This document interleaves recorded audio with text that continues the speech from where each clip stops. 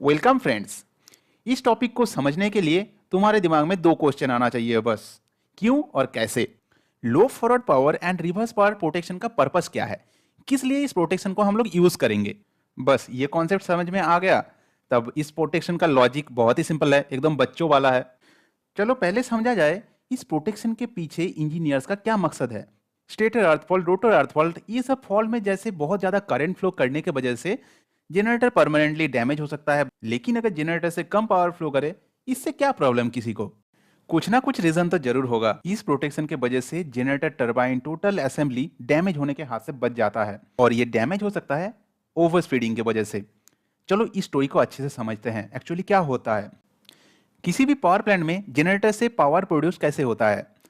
देखो, बॉयलर में आग लगाया जाता है और उसी आग से ड्रम में जो पानी है वो स्टीम में कन्वर्ट हो जाता है, और वही स्टीम स्टॉप वाल्व के थ्रू जाता है टरबाइन में, जो टरबाइन को रोटेट कराता है, और टरबाइन रोटेट कराता है जनरेटर को। और जनरेटर तो बस एक सीधा साधा इक्विपमेंट है, उसको घुमाओ और फील्ड में डीसी सप्लाई दो तो पावर प्रोड्यूस कर देता है। सो जनरेटर से पावर आ गया यहाँ तक। अब सर्किट ब्रेकर में क्लोज कमांड दो, सर्किट ब्रेकर क्लोज होने से ग्रिड तक पावर पहुंच गया। अब ये जनरेटर बिजली प्रोड्यूस कर रहा है और ग्रिड में भेज रहा है। अच्छा खासा प्रोसेस चल रहा था, अचानक एक प्रॉब्लम आ गया जिसके कारण पूरा सिस्टम को बंद करना पड़ा। बॉयलर को आदेश गया आग बुझा लो, स्टॉप वाल्व को कहा गया तुरंत वाल्व बंद करो, सर्किट ब्रेकर को कहा गया तुम ओपन हो जाओ। अब जैसा जैसा कहा गया था ये तीनों फॉलो किया, ये स्टॉप वाल्व क्लोज हो गया और सर्किट ब्रेकर ओपन हो गया, एंड बॉयलर में आग बुझने से स्टीम प्रोडक्शन भी बंद हो गया।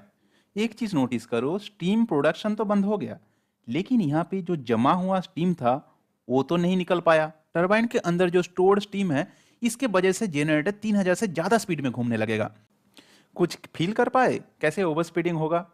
मैं तो फील नहीं कर पाता हूँ भाई, ऐसे डिस्कशन से मुझे तो समझ में नहीं आता है। चलो एक्चुअली क्या होता है समझने का कोशिश करते हैं।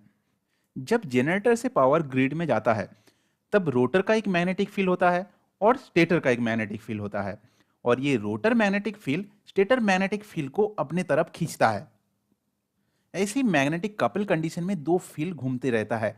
वो घूमेगा कितना स्पीड पे? सिंक्रोनस स्पीड पे, 3000 या उससे थोड़ा मोड़ा इधर उधर होता है।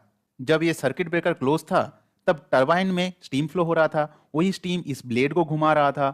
उस ब्लेड की रोटेशन के वजह से रोटर में एक फोर्स लग रहा था।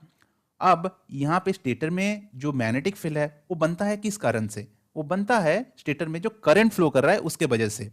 सो ये दो फोर्स आपस में बैलेंस कंडीशन पे रहता है, अपने में एक समझौता बना लेता है, और 3000 आरपीएम पे एक बैलेंस पोजीशन मेंटेन करके चलता रहता है। अच्छी बात है।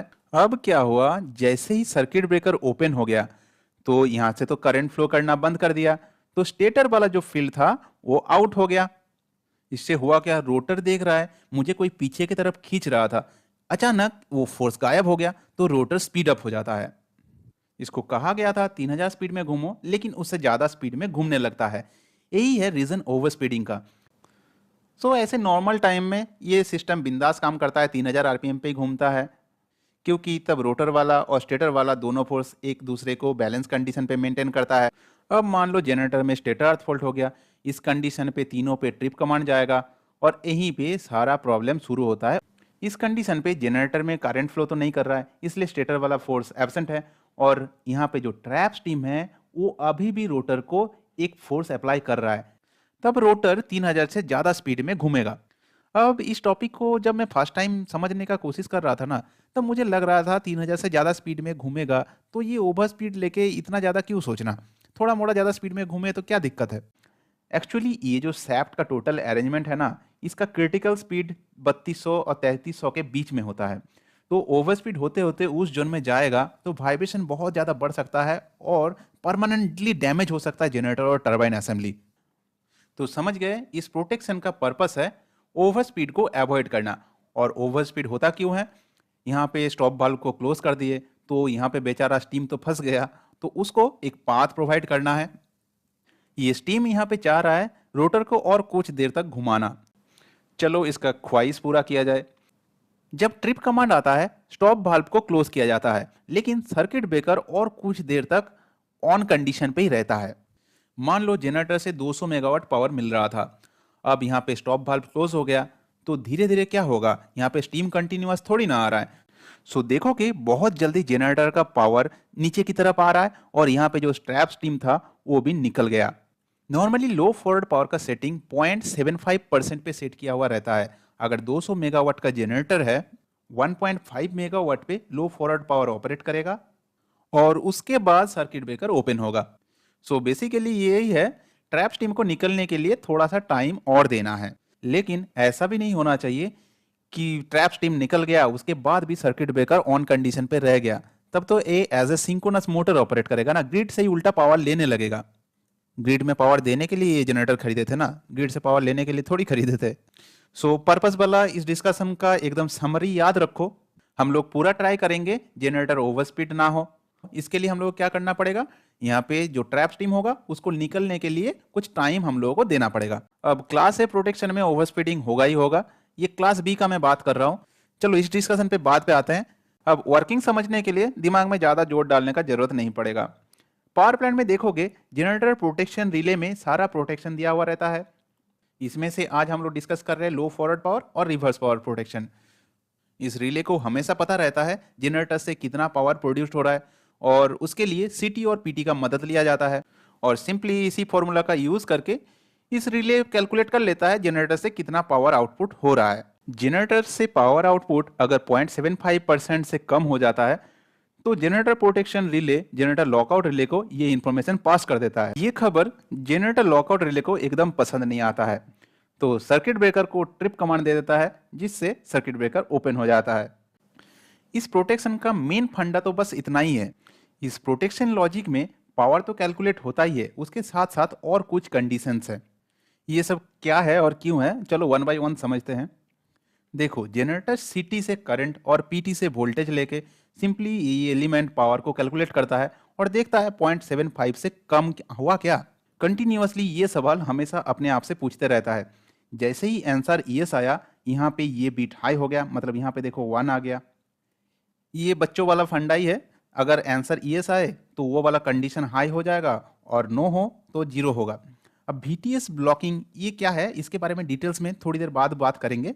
इसका मतलब सिंपली समझ लो, जनरेटर पीटी हेल्दी है कि नहीं, जनरेटर पीटी फ्यूज हेल्दी है कि नहीं, ये सब चेक करने के लिए एक सुपरविजन रिले काम करता है। अगर सब कुछ सही है तो कुछ ब्लॉकिंग नहीं रहता है, तो ब्लॉकिंग नहीं आता है तो यहाँ पे 0 हो गया और यहाँ पे एक नॉट गेट लगा हुआ रहता है। सो इस एंड गेट के अंदर जाएगा 1 और ये देखता है जीसीबी ऑन है कि नहीं। इस प्रोटेक्शन का अल्टीमेट एम क्या है, क्लास ए के थ्रू जीसीबी को ही ट्रिप कराना या ऑफ कराना। अगर सर्किट ब्रेकर ऑन ही ना हो, ये लॉजिक किसको ट्रिप कराएगा। इसीलिए लो फॉरवर्ड प्रोटेक्शन रिले का डिमांड है, मुझसे बेवजह काम मत कराओ, अगर जीसीबी ऑन कंडीशन में है तभी मैं काम करूंगा। इस गेट का तीनों इनपुट 1 हो गया तो ये टाइमर चलना शुरू हो जाएगा और 10 सेकेंड बाद देखो इसका आउटपुट भी हाई हो जाएगा, जिससे क्लास ए ट्रिपिंग इनिशिएट हो जाएगा and ultimately circuit breaker open हो जाएगा। समझ गए, इस लॉजिक में ज्यादा कुछ है। अब अगर समझना चाहते हो तो ये VTS ब्लॉकिंग कैसे काम करता है थोड़ा समझ लो। पीटी अनहेल्दी हुआ, ये रिले को कैसे पता चलेगा।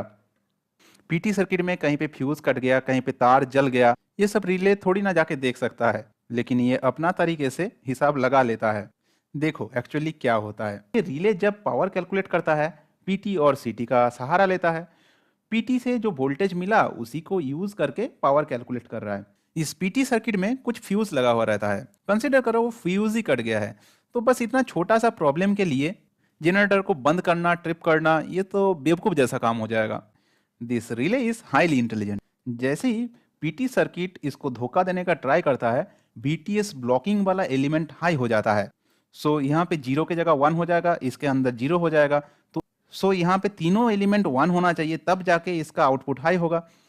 तो ऐसे ही VTS ब्लॉकिंग के कारण जनरेटर फॉल्स ट्रिपिंग होने से बच जाता है। ये supervision logic, VT supervision logic actually देखता है जो वोल्टेज तीनों मिल रहा है उसमें नेगेटिव सीक्वेंस वोल्टेज है कि नहीं, अगर है तो नेगेटिव सीक्वेंस करंट है कि नहीं। अब दो केस हो सकता है, मान लो सिस्टम में कुछ फॉल्ट है जिसके कारण नेगेटिव सीक्वेंस करंट फ्लो कर रहा है, तब भी अगर ये VTS ब्लॉकिंग इस प्रोटेक्शन लो फॉरवर्ड पावर प्रोटेक्शन को ब्लॉक कर दे तब तो दिक्कत हो जाएगा, जनरेटर एज ए मोटर काम करने लगेगा। इसीलिए ये ब्लॉकिंग तभी अप्लाइड होगा नेगेटिव सीक्वेंस वोल्टेज हो और नेगेटिव सीक्वेंस करंट ना हो। नेगेटिव सीक्वेंस का मतलब है अनबैलेंस्ड होना।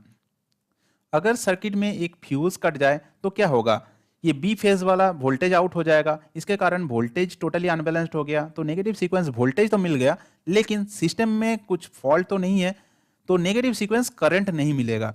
तो उस केस में बीटीएस ब्लॉकिंग अप्लाई होगा। Got it. क्लास बी के लिए लो फॉरवर्ड प्रोटेक्शन का लॉजिक ये है, इसमें 2 सेकंड का टाइम डिले होता है और टरबाइन ट्रिप को यहाँ पे एज ए इनपुट लिया जाता है। लो फॉरवर्ड पावर समझ लिए, रिवर्स पावर समझने के लिए अलग से दिमाग लगाने का जरूरत नहीं है, लॉजिक पूरा सेम ही है, जस्ट इसका सेटिंग है -0.75%। लो फॉरवर्ड में था 0.75%, इसमें -0.75%। अब ये सेटिंग जो है ना, ये 0.5 से 1% के आसपास होता है। अब जनरेटर टू जनरेटर थोड़ा मोड़ा वेरी करता है।